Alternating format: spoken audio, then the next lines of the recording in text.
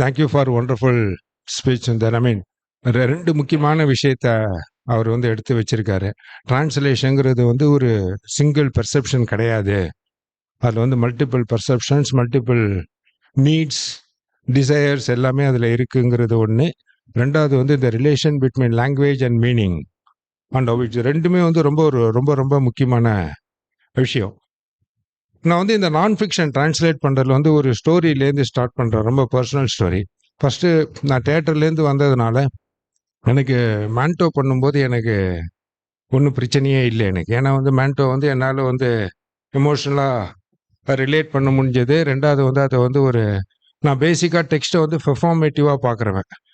அதனால் வந்து எனக்கு மேன்டோ பண்ணுறதுல பிரச்சனை எதுவும் இல்லை. ஆனால் வந்து டிஆர் நாகராஜோட நான் ஃபிக்ஷன் ரைட்டிங்ஸை பண்ணும்போது I got into a new problem. மேன்டோவை அப்ரோச் பண்ண மாதிரி டிஆர் நாகராஜா என்னால் அப்ரோச் பண்ண முடியாது. ஒரு வருஷம் அந்த மாதிரி ஒர்க் பண்ணி உண்மையிலே மைண்டு வந்து பிளாங்க் ஆகிடுச்சு. பண்ணது ரைட்டா தப்பா, எப்படி ப்ரொசீட் பண்ணுறது, நம்ம வந்து தப்பாக டிரான்ஸ்லேட் பண்ணிடுறோமா, வேர்ட்ஸை வந்து தப்பாக யூஸ் பண்ணிடுறோமா, எல்லாம் வந்து ரொம்ப வந்து ஒரு பேனிக் ஸ்டேட்டுக்கு போய் மைண்டு பிளாங்க் ஆகிடுச்சு. அப்போ ராஜன் குறைன்னு ஒரு ஃப்ரெண்டுக்கிட்ட அவர் பொள்ளாச்சியில் இருக்கார். ராஜன், நான் வந்து உங்ககிட்ட கொஞ்சம் இதை டிஸ்கஸ் பண்ணிட்டு வரணும், கொஞ்சம் லவுடராக டிஸ்கஸ் பண்ணால் எனக்கு கிளாரிட்டி கிடைக்கும் அப்படின்னு நினைக்கிறேன். சரி வா அப்படின்னாரு. நான் பொள்ளாச்சி போனேன். காலையில் பொள்ளாச்சி போய் இறங்குறேன். போன உடனே எனக்கு மைக்ரைன் அட்டாக் வந்துடுச்சு. படுத்துட்டு ஸ்லீப்பிங் கண்டினியூஸாக ஸ்லீப்பிங். அவங்க பயந்துட்டாங்க. அவன் என்னடாச்சு உடம்பு கிட்ட டாக்டர் கிட்ட போகணுமான்னு, அதெல்லாம் ஒன்றும் இல்லை, நான் தூங்குறேன். அப்புறம் எதாவது சாப்பிட கொடுத்தா வாமிட் எடுத்துருவேன். இப்படியே இருந்தால் நைட்டு ஃபுல்லாக தூங்குறேன். அவங்க ரொம்ப பயந்துட்டாங்க. நைட்டு வந்து என்ன டாக்டர் கிட்ட போகணுமா, நாங்கள் ஒன்றும் இல்லை, நீங்கள் போய் தூங்குங்க, நான் காலைல சரியாயிடுவேன் அப்படின்னா அவங்க போய் படுத்துட்டாங்க. காலைல நான் வந்து ஒரு 5:30க்கெலாம் எழுந்துட்டேன். சரி, நல்லா ஃப்ரெஷ்ஷாக இருந்தேன். கீழே வந்து அவங்க ரூம் அந்த ஸ்டேர்ஸ் வந்து அவுட் சைடு. ஸோ வீடு பூட்டி இருக்கு, காம்பவுண்ட் வால் வந்து லாக் ஆகிருக்கு. ஸோ நான் காம்பவுண்ட் வாலை குதிச்சு ஒரு டீ கடைக்கு போய் டீ குடிச்சிட்டு தம் அடிச்சுட்டு திரும்ப காம்பவுண்ட் வாலில் குதிச்சு வீட்டுக்குள்ளே வந்து குளிச்சுட்டு நான் ஃப்ரெஷ்ஷாக உட்காந்தேன். இவங்க 2 பேரும், ராஜனும் மோனிகாவும், பயந்து போய் டாக்டர் கிட்டவா கூட்டிகிட்டு போகணுமான்ட்டு மேலே வந்தாங்கடா. ஃப்ரெஷ்ஷாக இருக்குதை பார்த்துட்டு பயங்கரமா மிரண்டு போயிட்டாங்க. ஓ, என்ன அது, நேத்தி சாவரா மாதிரி இருந்த இன்னைக்கு இப்படி உட்காந்துருக்க அப்படின்னாங்க. நான் டிரான்ஸ்லேஷன் டிஸ்கஷனுக்கு தான் போனேன். ஆனா ஆஃப்டர்நூன் பஸ்ஸை பிடிச்சி மெட்ராஸ்க்கு வந்துட்டேன். நான் பொள்ளாச்சிக்கு போனது வந்து 24 hours தூங்க ஒண்டி தான். என்னன்னா எது எங்க லாக் ஆனேன்னு எனக்கு ஆன்சர் தெரியல. ஆனா டிஆர் நாகராஜோட ஃபர்ஸ்ட் எடிஷன் டிரான்ஸ்லேஷன் நான் எங்க லாக் ஆயிருக்கேன்னு எனக்கு புரிஞ்சுது. அந்த லாக்குக்கு என்கிட்ட ஆன்சர் இல்லை. ஓகேவா? ஸோ நான் புக்கை பப்ளிஷ் பண்றதுன்னு முடிவு பண்ணி பப்ளிஷ் பண்ணிட்டேன். ஓகே, கிரிட்டிசம் வரட்டும், இந்த கிரிட்டிசத்துலேருந்து நம்ம லேர்ன் பண்ணிக்கலாம். ஏன்னா எனக்கு அதுக்கு மேலே ப்ரொசீட் பண்ணுறதுக்கு தெரியல. கான்செப்சுவல் வேர்ட்ஸ் எப்படி அணுகிறது, எமோஷனல் வேர்ட்ஸையோ இல்லை ஒரு எமோஷனல் நரேஷன்ஸையோ அணுகிற மாதிரி வந்து தியரிட்டிக்கல் கான்செப்சுவல் வேர்ட்ஸை வந்து அணுக முடியல. அப்போ அது எனக்கு தெரிஞ்சது இங்கே தான் என்னோட லிமிட்டேஷன் இருக்கு. அதுக்கு ஆன்சரும் தெரியல எனக்கு. ஸோ நான் என்ன பண்ணேன், அந்த புக்கு வச்சிருக்கிற வரைக்கும் எனக்கு டார்ச்சரு. அதனால நான் என்ன பண்ணேன், அதை பப்ளிஷ் பண்ணிட்டேன். ஃபர்ஸ்ட் டிரான்ஸ்லேஷன் ரொம்ப மோசமான டிரான்ஸ்லேஷன். பட் என்னோட அண்டர்ஸ்டாண்டிங்க்கு I am not satisfied with that. ஆனால் எங்கே லாக் ஆயிருக்கேன்னு எனக்கு தெரியுது. தேட்டரில் சொல்லுவோம், ஒரு நடிகர் எங்கே தப்பு பண்ணான்னு பார்வையாளனுக்கு தெரியாது, நடிகருக்கு தெரியும். He knows where he has missed. அந்த மாதிரி தான் நான் வந்து என்னோட டிஆர் நாகராஜ் ஃபர்ஸ்ட் டிரான்ஸ்லேஷனை பார்க்குறேன். இன்னும் வேற ஐ மிஸ் டெரிபிளி. பட் எனக்கு ஆன்சர் தெரியல. So this is one episode which is very important for me in my life. ஏன்னா இதெல்லாம் வந்து பின்னாடி வந்து நான் சில விஷயங்கள் கற்றுக்கிறதுக்கு எனக்கு ரொம்ப முக்கியமாக இருந்தது. ஸோ இந்த ஒரு கதை. இன்னொரு கதை, சர்கே சாரோட விவாதம் பண்ணி ஃப்ரெண்ட்ஷிப் வந்து பேசி எல்லாம் பண்ண அப்புறம் ஒரு முறை நான் கேட்டேன், நான் யார்கிட்டயாவது 6 மாதம் பேசினேன்னா சண்டை போட்டுருவேன், உங்களோட நான் ஏன் இன்னும் சண்டை போடலன்னு கேட்டேன். ஏதாவது கருத்து மோதல்ல சண்டை போடுவேன், உங்க கூட வந்து நான் ஏன் இன்னும் சண்டை போடல அப்படின்னு எனக்கே தெரியல அப்படின்னு. அப்போ அவர் சொன்னார், நான் ஒரு கதை சொல்லிட்டேன் அப்படின்னாரு. என்னன்னா, நான் வந்து யூஎஸில் ஃபிலாசபி படிச்சுட்டு வந்தேன். வெஸ்டர்ன் ஃபிலாசபி இல்லை வந்து எனக்கு நிறைய கேள்விகள் இருந்தது. ஆனா வந்து அந்த கேள்விகளை வந்து எப்படி அணுகுறதுன்னு தெரியல. நான் இந்தியாவுக்கு வந்த அப்புறமா வந்து மத்திலால் இவங்கெல்லாம் படிச்சேன். மத்திலால் வந்து எனக்கு வெஸ்டர்ன் பிலாசபி அணுகத்துக்கான லாங்குவேஜை கிரியேட் பண்ணி குடுத்தாரு. ரைட்டா? அதே போல நீ என்கிட்ட வந்து கருத்துக்கள் எடுத்துக்கல. உன்கிட்ட இருக்கிற கருத்துக்களை எக்ஸ்பிரஸ் பண்றதுக்கான லாங்குவேஜை நான் உனக்கு குடுக்குறேன் அவ்வளவுதான் அப்படின்னாரு. இது வந்து உண்மையிலே வந்து ஒரு பெரிய ஐ ஓப்பனிங். ரொம்ப பெரிய ஒரு ஐ ஓப்பனிங். அப்போ இந்த லாங்குவேஜ் குடுக்கிறதுனா என்ன? இந்த லாங்குவேஜ் குடுக்குறேன்னு சொல்றாரு இல்லையா? அந்த லாங்குவேஜ் குடுக்கிறதுனா என்ன? அப்படின்னா கான்செப்ட்ஸ் எப்படி அணுகுறதுங்கிறதுல ஒரு கிளாரிட்டி குடுத்தாரு. அது வந்து எனக்கு எனாமரஸான ஃப்ரீடத்த குடுத்தது. நான் வந்து இந்த வாட்டி ஸ்பெசிஃபிக்கா தியரி பேச போறதில்ல. லாஸ்ட் டைம் கூட்டத்துல பேசின மாதிரி சில ஸ்பெசிஃபிக் எக்ஸாம்பிள்ஸோட பேசிக்கா பேசுறேன். இவரோட பினோமெனாலஜி ஆஃப் அன்டச்சபிலிட்டி டிரான்ஸ்லேட் பண்ணும்போது சர்கே வந்து ஆங்கிலத்துல சிந்திச்சு அந்த கட்டுரை எழுதுறாரு. அன்டச்சபிலிட்டி அப்படிங்கிற வேர்டு, அன்டச்சபிலிட்டி. அவர் வந்து அந்த வேர்டுல வந்து ஒரு கேம் விளையாடுறாரு. அன்டச் எபிலிட்டி பிரிக்கிறாரு. அன்டச்சபிலிட்டிய அன்டச் எபிலிட்டி, அப்படி இல்லைன்னா டச் அன்எபிலிட்டி அப்படின்ற ஒரு டிஸ்கஷன்ஸ்குள்ள எடுத்துக்கிட்டு போறாரு. எடுத்துக்கிட்டு போய் பண்றாரு. இப்போ இதை வந்து புரியுது நமக்கு. இந்த வார்த்தையை வந்து தமிழ்ல கொடுக்கறது ஒன்றும் பெரிய தேடி தேடி அதாவது கொடுத்துடலாம். ஆனா இதை எப்படி நம்ம கான்செப்சுவலா உள்வாங்குது? என்னோட தமிழ் சிந்தனை முறைக்கு உட்பட்டு நான் இதை எப்படி கான்செப்சுவலா இந்த அன்டச்சபிலிட்டிக்கும் இல்ல டச் அன்எபிலிட்டிக்கும் உள்ள டிஃபரன்சஸ் நான் எப்படி உள்வாங்கி உணர போறேன் அப்படிங்கிற கொஸ்டின் தான் எனக்கு.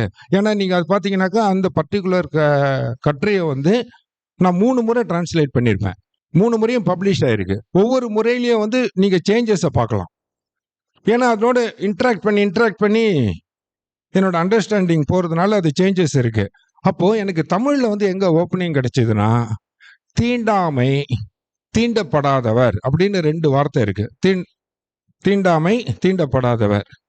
இந்த தீண்டாமை தீண்டப்படாதவர் மேலோட்டமா பார்க்க போனா செல்ஃப் கான்ட்ரடிக்டரியா இல்லாம இருக்கலாம். ஆனா அதனோட அர்த்தத்துக்குள்ள போனோம்னாக்கா அது செல்ஃப் கான்ட்ரடிக்டரி டேர்ம்ஸா இருக்கு.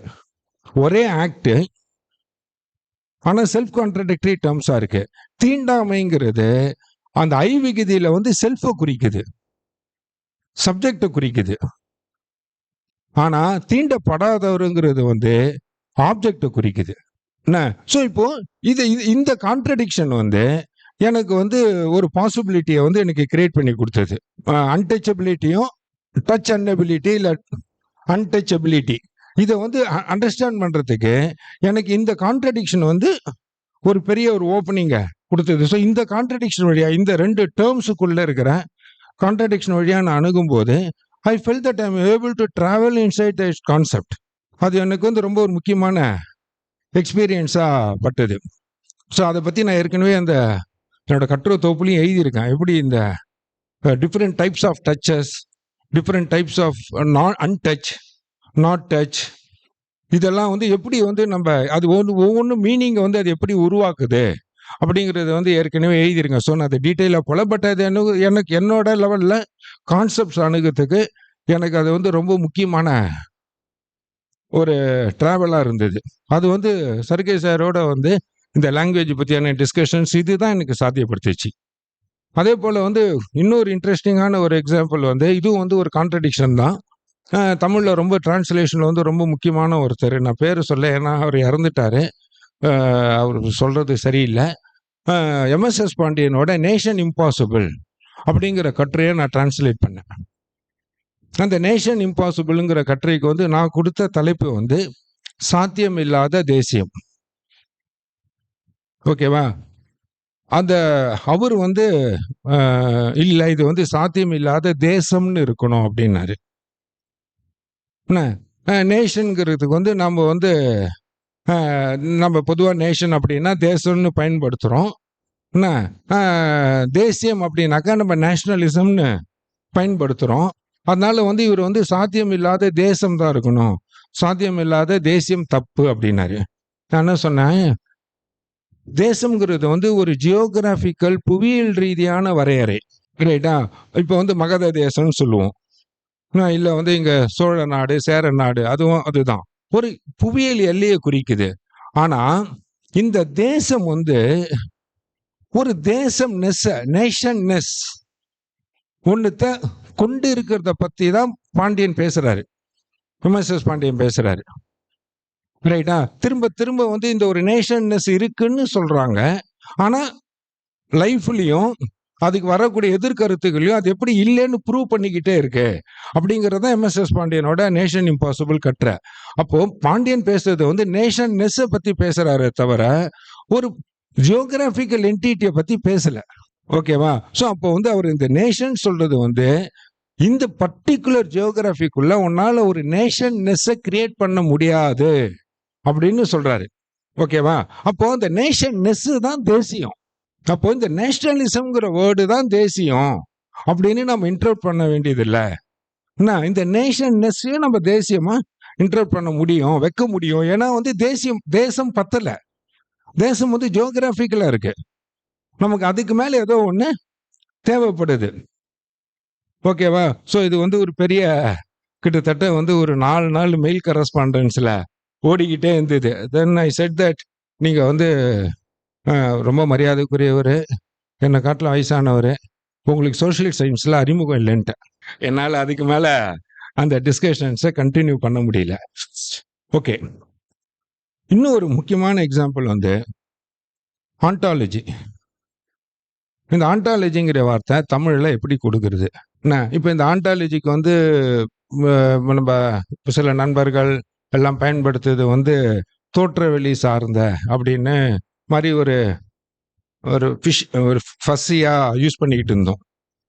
எப்பயுமே இந்த கருத்தாக்க சொற்களோட ஒரு தேவையை வந்து நான் மொழிபெயர்ப்புல என்ன உணர்ந்தேன் அப்படின்னா, இந்த கருத்தாக்க சொற்கள் வந்து வாக்கியத்தோட தேவைக்கு தன்னை வளைஞ்சு கொடுக்கணும். இப்போ வந்து அறிவியல் அப்படின்னு ஒரு சொல்லு இருக்குன்னா,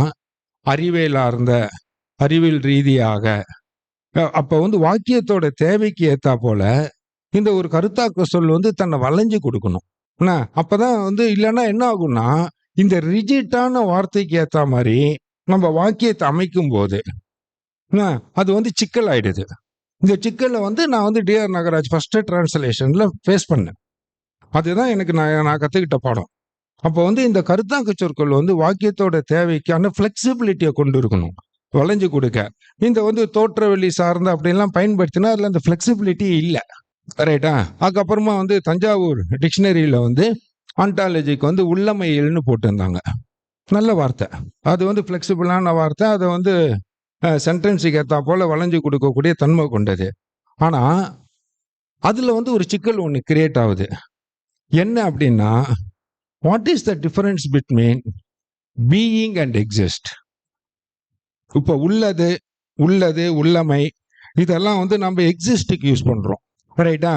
இப்போ ஆண்டாலஜிங்கிறது வந்து வாட் எக்ஸிஸ்ட் அதோட மட்டுமே தொடர்பு கொண்டது தானா? ரைட்டா? இப்போ உள்ளதுக்கும் இருக்கு, இருத்தல், இருப்பு இதுக்கும் உள்ள டிஃபரன்ஸ் என்ன அப்படின்னா, இந்த உள்ளதுங்கிறது வந்து எங்கேயும் வந்து ஒரு பௌதீக நம்ம வந்து அன்றாட புழக்கத்துல வந்து இப்ப இந்த நாற்காலி இருக்கிறதுன்னு சொல்றோம். இது இருக்கிறதுங்கிறது வந்து ஒரு என்காம்பசிங் வேர்டு. அது வந்து உள்ளதையும் உள்ளடக்கி இருக்கு. உள்ளதை குறிக்கிறதுக்கு நம்ம இருக்கிறது, இருப்புன்னு பயன்படுத்த முடியும். ரைட்டா? ஆனா ஒரு பௌதீகத்தன்மை அற்ற ஒன்ன குறிக்க நம்ம இருக்கிறதுன்னு பயன்படுத்துவோமோ தவிர, இல்ல இருப்புன்னு பயன்படுத்துவோமோ தவிர உள்ளதுன்னு பயன்படுத்த மாட்டோம். அப்ப இந்த உள்ளதுங்கிறது வந்து ஒரு பிசிக்காலிட்டியோட ரிலேஷன் கொண்டது. ஆனா ஆண்டாலஜிங்கிற வேர்டு வந்து ஒரு பிசிக்கல் எக்ஸிஸ்டன்ஸோட இல்ல வந்து ஒரு கான்கிரீட் எக்ஸிஸ்டன்ஸோட வந்து கட்டுப்பட்டதில்லை. அப்போ அது வந்து நான் என்ன பண்ண, உள்ளமைக்கு பதிலா இருப்பாய்வியல்னு யோசிச்சேன். அதுக்கு வந்து எனக்கு அந்த வார்த்தையை வந்து நான் வந்து ஒரு தேடிக்கிட்டு இருக்கும்போது, நம்மலாம் வார்த்தை திருடர்கள் தான், எங்க என்ன வார்த்தை கிடைக்குமோ அதை திருடிக்கிட்டே தான் இருக்கணும். ஒரு யூடியூப்ல வந்து ஏதோ ஒரு சாமியார் வந்து ஆண்டாலஜிக்கு வந்து இருப்பாய்வியல்னு பயன்படுத்திக்கிட்டு இருந்தாரு. எனக்கு ரொம்ப இன்ட்ரெஸ்டிங்கா பட்டது அந்த வேர்டு. Beautiful word. உள்ளமையில காட்டிலும் இருப்பாயில் வந்து ரிச்சா இருக்கு. ஆண்டாலஜிக்கு வந்து இருப்பாய்வியல்னு பயன்படுத்துறோம். அப்பவும் இந்த வார்த்தைக்கான நம்ம சொல்ல வந்து உருவாக்கும் போது அது வந்து மற்ற வார்த்தைகளோட கொண்டு இருக்கிற உறவின் ஊடாதான் நம்ம பயணம் செய்ய வேண்டியிருக்கு. இதுக்கு என்ன தனி அர்த்தம்னு நம்ம டிக்ஷனரியை பார்த்து ஒன்றும் பண்ண போதில்ல. என்ன ஸோ இந்த மாதிரி வந்து இன்னொரு இப்போ வந்து அவர் சாரோட எவ்ரிடே சோஷியல் புக்கை வந்து டிரான்ஸ்லேட் பண்ணும்போது இந்த எவ்ரிடே சோஷியலுங்கிறத எப்படி டிரான்ஸ்லேட் பண்றது? நமக்கு வந்து சோஷியலுங்கிற வேர்டை வந்து அட்ஜெக்டிவா யூஸ் பண்ணோம்னா நமக்கு பிரச்சனை இல்லை. சோஷியல் ஜஸ்டிஸ் அப்படின்னா நம்ம சமூக நீதி அப்படின்னு சொல்றோம், ரைட்டா? ஆனா ஒரு அப்டிராக்ட் நவுனா சோஷியலுங்கிற வேர்டை தமிழ் எப்படி சொல்றது? ஓகேவா? இப்ப அன்றாட சில பேர் வந்து எவ்ரிடே சோஷியலுக்கு அன்றாட வாழ்க்கைன்னு ஒருத்தர் 2 பேர் பயன்படுத்துறாங்க. I think that misguides the meaning. நான் அப்போ வந்து என்ன பண்றது அப்படிங்கிற போது திரும்ப வந்து நமக்கு வந்து லிங்குவிஸ்டிக் பிலாசபில வந்து கவு ரெப்ரசன்ட்ஸ் கவுனஸ் அப்படின்னா இந்த social represent socialness as a noun. இந்த சோஷியல் ரெப்ரசன்ட்ஸ் சோஷியல்னஸ், ரைட்டா? அப்போ சமூகத்தன்மைன்னு போடும்போது, அன்றாட சமூகத்தன்மைன்னு போடும்போது எனக்கு வந்து அந்த எவ்ரிடே சோஷியலோட ஒரு குணாம்சம் கிடைக்குது. அதுல இருக்கிற அப்டிராக்ட்னஸும் இருக்கு, ரைட்டா? அதே சமயத்துல அதை வந்து ஒரு தனித்த என்டிட்டியாவும் மாத்துது. ஸோ அப்போ எவ்ரிடே சோஷியலுக்கு வந்து அன்றாட வாழ்க்கைன்னு போடுறதை காட்டிலும் இந்த மாதிரி போடுறது வந்து சமூகத்தன்மைன்னு போடும்போது நமக்கு ஸோ அப்போ இந்த ரிலேஷன்ஸை நம்ம திரும்ப திரும்ப நம்ம எப்படி ட்ரேஸ் பண்றோம் அப்படிங்கிறது தான். ரொம்ப சிம்பிளான ஒரு 2 வேர்டு, லுக் அண்ட் சி, ரைட்டா? இதெல்லாம் நம்ம சகஜமா பயன்படுத்துவோம். இப்போ வந்து சருகை சாரோட ஒரு புது புக்கு வாட் ரியலி இஸ் ஃபிலாசபின்னு ஒரு 500 பேஜஸ் புக்கு வருது. அதை வந்து நான் பேரலாக டிரான்ஸ்லேட் பண்ணிக்கிட்டு இருக்கேன். அதில் வந்து காக்னிஷனில் இருக்கிற டிஃப்ரெண்ட் ஸ்டேஜஸை சொல்லும்போது லுக்குங்கிறது வந்து ஃபர்ஸ்ட் ஸ்டேஜ் ஆகும், சிங்கிறது வந்து தேர்ட் ஸ்டேஜ் ஆகும் இருக்கு. That is bit higher stage then look. இப்போ இந்த லுக்குக்கும் சியும் நான் வந்து எப்படி டிஃபரன்ஷியேட் பண்ணி கொண்டு வருது அப்படிங்கிற போது நமக்கு 2 வார்த்தை இருக்கு, காணுதல் பார்த்தல். காண்பது பார்த்தல், இப்படி 2 வார்த்தை இருக்கு. அப்போ இது ரெண்டுத்தையுமே வந்து நம்ம ரெண்டுத்துக்கும் சகஜமா சம்டைம்ஸ் மாத்தி கூட பயன்படுத்துறோம். ஆனா இதுல வந்து ஸ்பெசிஃபிக்கா டிஃபரன்சஸ் எப்படி கொண்டு வருது அப்படிங்கிற போது எனக்கு டக்குன்னு என்ன ஸ்ட்ரைக் ஆச்சுன்னா, யாரும் வந்து கடவுளை பார்த்தேன்னு சொல்ல மாட்டான், கடவுளை கண்டேன்னு தான் சொல்லுவோம்.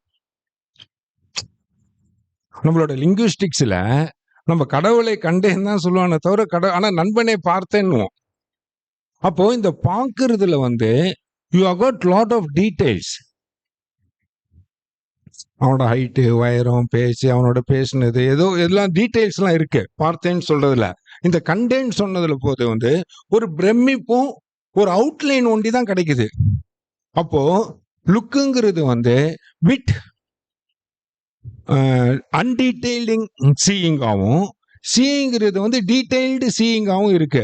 அப்படிங்கிற போது நான் லுக்குக்கு வந்து காணுதலும் சீக்கு வந்து பார்த்தலும் போடும்போது எனக்கு வந்து அந்த வாக்கியத்துல வந்து அந்த மீனிங் டிஃபரன்சியேஷன் கிடைக்கதா பாக்குறேன். அப்போ இந்த லுக்குக்கு சரியான வார்த்தை என்ன, சிக்கு சரியான வார்த்தை என்னன்னு நான் தேடல. இந்த லுக்கையும் சியும் நான் எப்படி டிஃபரன்ஷியேட் பண்ண போறேன்னு பாக்குறேன். படிக்கிறவங்களுக்கு இந்த 2 டிஃபரன்ஸ் பேசிக்கா கிடைக்கணும்.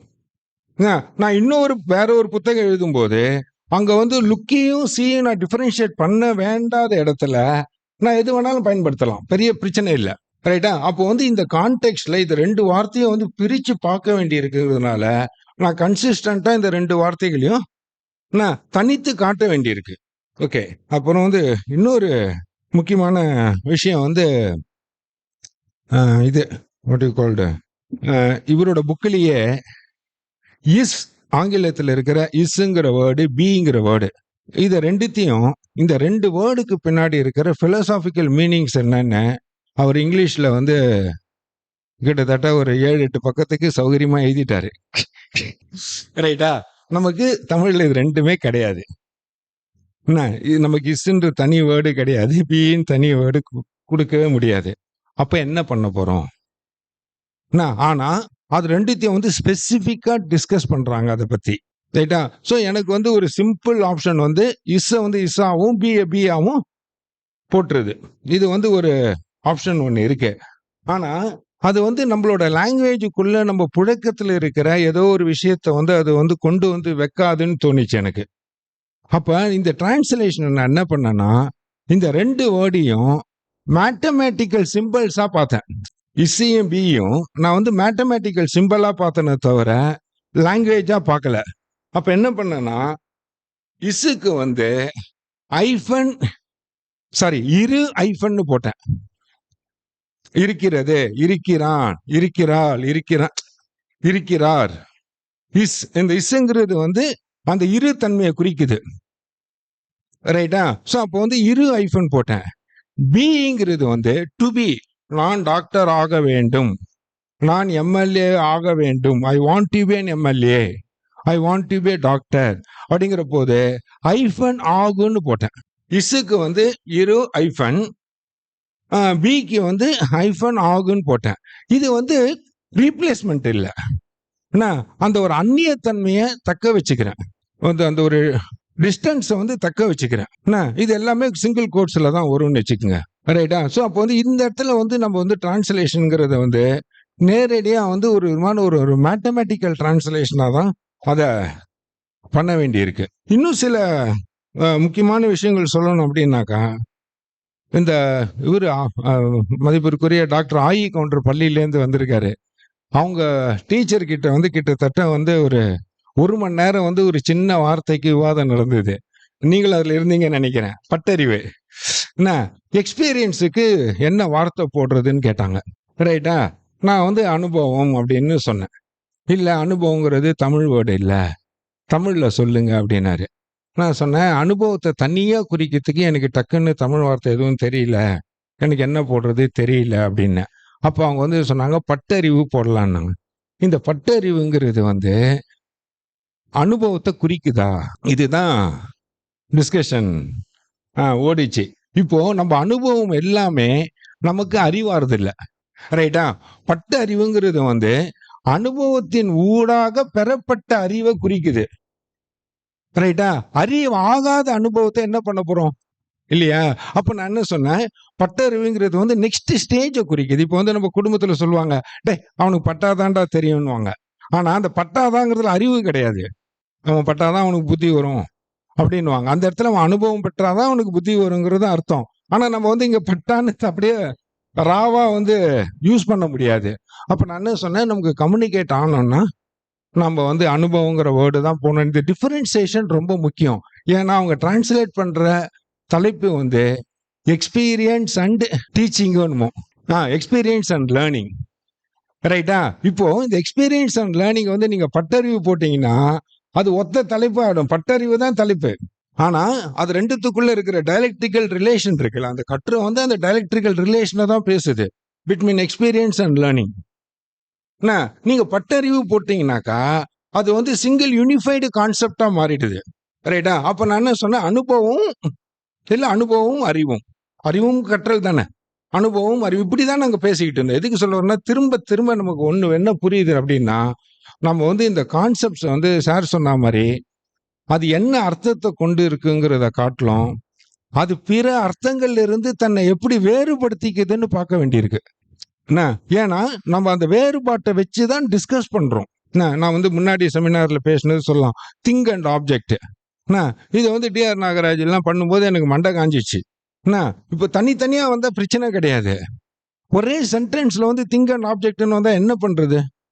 அனுபவத்துல இல்ல, அனுபவத்துக்கு கிடையாது. அதுதான் நானும் சொல்றேன், கிடையவே கிடையாது. அனுபவத்துல அறிவுக்கு ஆப்ஷனே கிடையாது. ஏன்னா எல்லா அனுபவமும் அறிவு ஆறுது இல்ல, கிடையாது. அதனால தான் சொல்றேன், எக்ஸ்பீரியன்ஸ் அண்ட் டீச்சிங், இது லேர்னிங்ல உங்களுக்கு எக்ஸ்பீரியன்ஸ் தனியாகவும் லேர்னிங் தனியாகவும் இருக்கு. ரைட்டா? இது ரெண்டுத்துக்குமான ரிலேஷனை தான் பார்க்குறோம். ஆனா பட்டறிவுங்கிறது ரெண்டுத்தையும் ஒன்று சேர்க்குது. அந்த டிஃபரன்ஸுக்கு தான் நான் சொல்ல வந்தேன். ரைட்டா?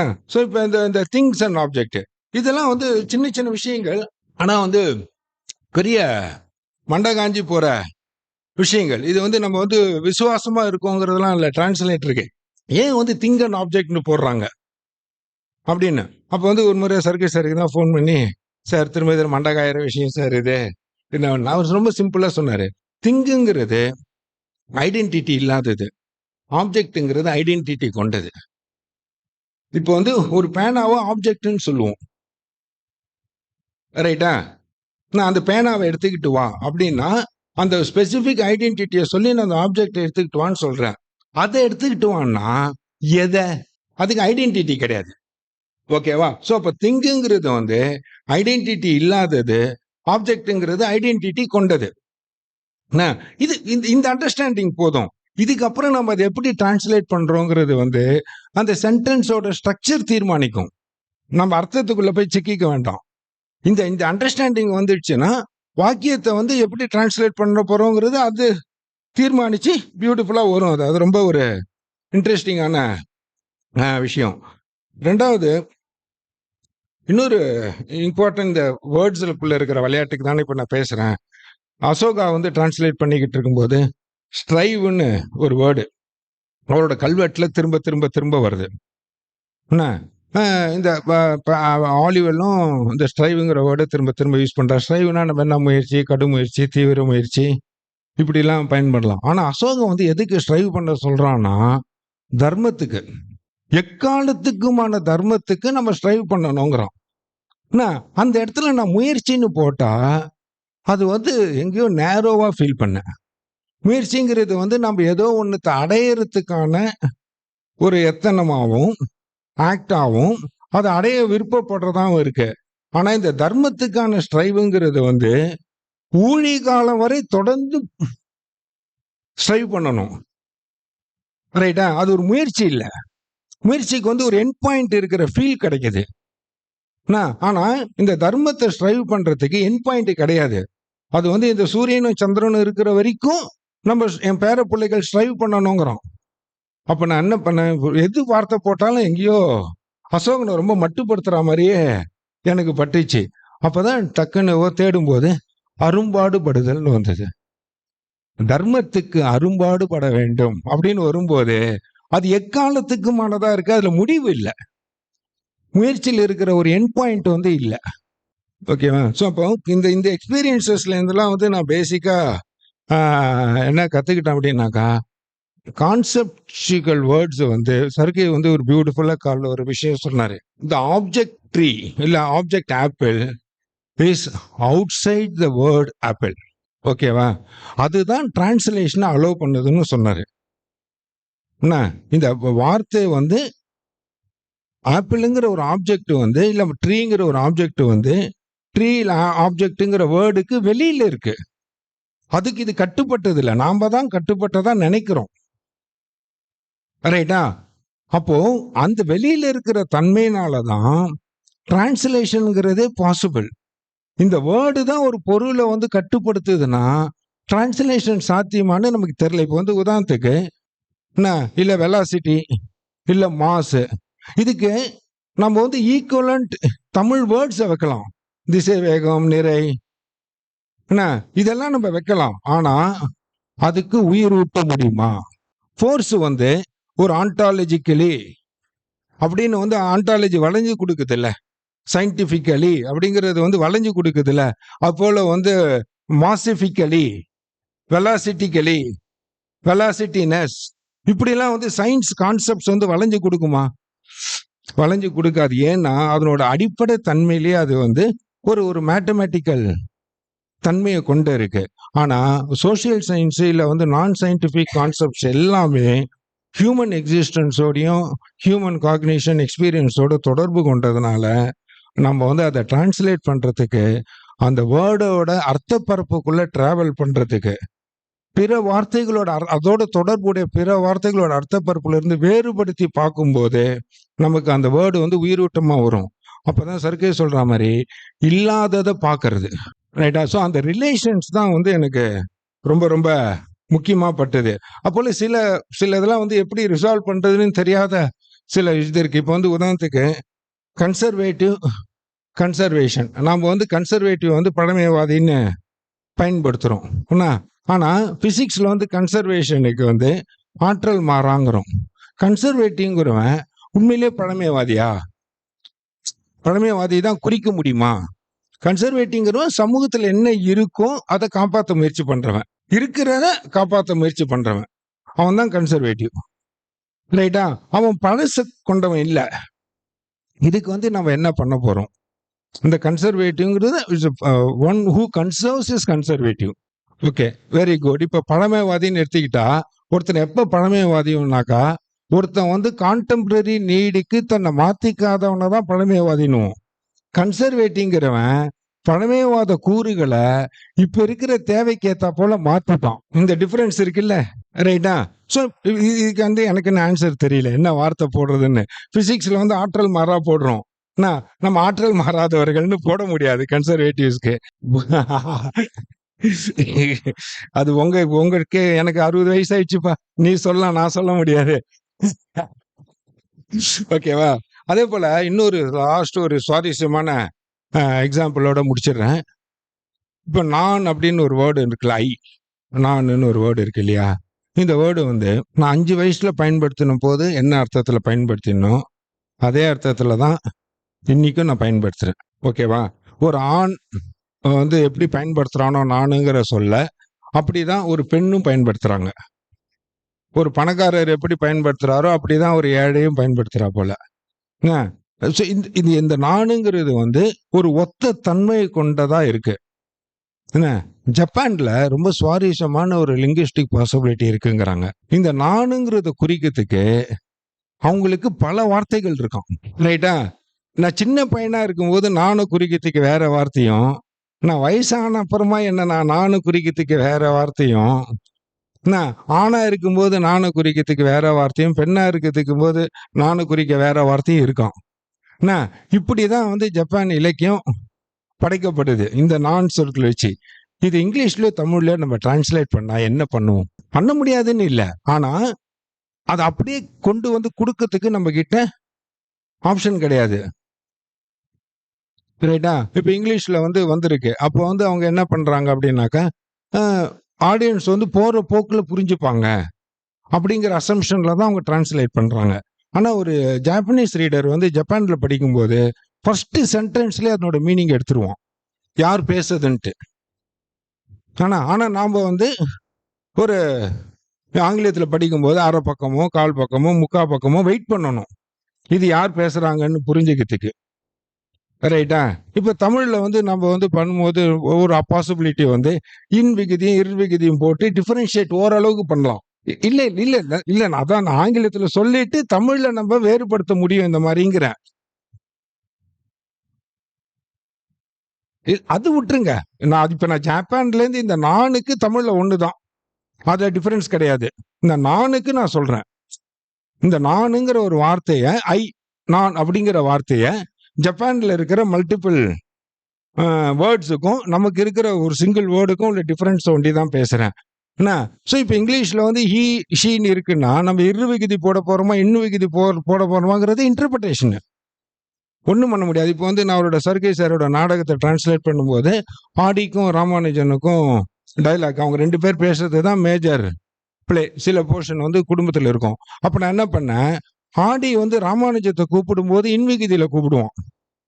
என்ன, ராமானுஜம் ஆடிக்கிட்ட பேசும்போது இரு விகுதியில கூடுவான். நான் என்ன பண்ண, இந்த கலோனியல் டிஃபரன்சியேஷனை வச்சுக்கிட்டேன். ரைட்டா? அவன் எப்படி வந்து அந்த ஒரு கலோனியல் டிஃபரன்சியேஷனை வச்சுக்கிட்டு அந்த ஒரு மாத்தி பேசிக்கா போட்டேன். ஸோ இது வந்து நம்மளோட ஒரு தேட்ரிக்கல் இன்டர்பிரிட்டேஷன்ஸ். இது வந்து இலக்கியத்திலையும் அலௌடு. இப்போ வந்து மாண்டோ வந்து நூர்ஜஹானை பத்தி எழுதும்போது ஒரு நூர்ஜஹானுக்கு வந்து ஒரு பெரிய லைஃபை சாத்தியப்படுத்தின ஒரு பிம்ப் இருப்பான், அவனை பத்தி எழுதுவான், ரொம்ப பாசிட்டிவா எழுதிக்கிட்டு வருவான். ரைட்டா? அப்புறம் வந்து ஒரு குறிப்பிட்ட கட்டத்துல ரொம்ப மோசமான ஒரு ஆள்கிட்ட வந்து நூர்ஜஹானை அனுப்பி வைக்க முயற்சி பண்ணுவான். நூர்ஜஹான் வந்து பயங்கரமா அப்செட் ஆகும்போது மேன்ட்ட வந்து அந்த இடத்துல வந்து ஒரு வார்த்தை போடுவான், அந்த கிழட்டு தவுடியா பையன்ட்டு. நான் என்ன பண்ணேன், அந்த வேர்டு வர வரைக்கும் அந்த பிம்பை வந்து இரு விகுதியில யூஸ் பண்ணேன். இது வந்த அப்புறம் இன் விகுதியில யூஸ் பண்ணேன்.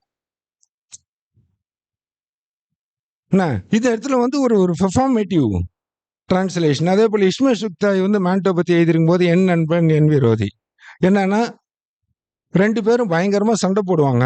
ஆனா 2 பேரும் வந்து அவ்வளோ ஒருத்தருக்கு மேல ஒருத்தர் அஃபெக்ஷன் உயிரே வச்சிருப்பாங்க.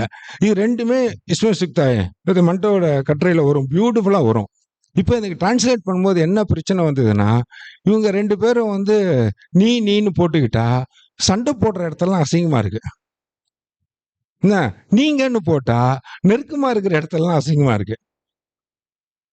என்ன பண்றது? உண்மையிலே புரியல. அந்த சென்டென்ஸ் அந்த ஒரு ஃபீலே கிடைக்க மாட்டேங்குது. ஒரு பெரிய டிஸ்டன்ஸும், ஒரு வல்காரிட்டியும் கிடைக்குது. என்ன பண்றது தெரியல. அப்ப எனக்கு ஒரு பாஸ் இருந்தாரு. நான் ஒர்க் பண்ணிக்கிட்டு இருக்கும்போது. அவரும் நானும் ஒரே பிராண்ட் சிகரெட். ஆல்மோஸ்ட் 2 பேரோட சிகரெட் ஸ்மோக்கிங்கும் ஒரே சைக்கிள். 90% நாங்க 2 பேரும் வெளில போய் ஒண்ணா தான் பிடிப்போம். அவர் என்ன பண்ணுவாரு, அவர் டேபிள் முன்னாடி உட்காந்து பேசும்போது, என்ன வந்து நீங்கன்னு பேசுவாரு. சிகரெட் பிடிக்கும்போது நீன்னு பேசுவாரு. நான் வந்து அந்த மாண்டோ சிக்தாய்க்கு நான் இன்டரப்ட் பண்ணேன். அவங்க 2 பேரும் ஃப்ரெண்ட்லியா பேசும்போது நீ போட்டுக்கிட்டேன். சண்டை போடும்போது நீங்க போட்டுக்கிட்டேன். ஓகேவா? சோ இது வந்து ரொம்ப டைம் ஆயிடுச்சு. இல்ல அது வந்து க்ளோஸா எக்ஸாக்ட்டா அதேதான் நான் இங்க வந்து சண்டை போடும்போது நான் அபிஷியலா சண்டை போடுறேன். ஓ நெருக்கமா இருக்கும்போது பர்சனலா இருக்கேன். ஓ அவ்வளவுதான். ஓகே மிக்க நன்றி.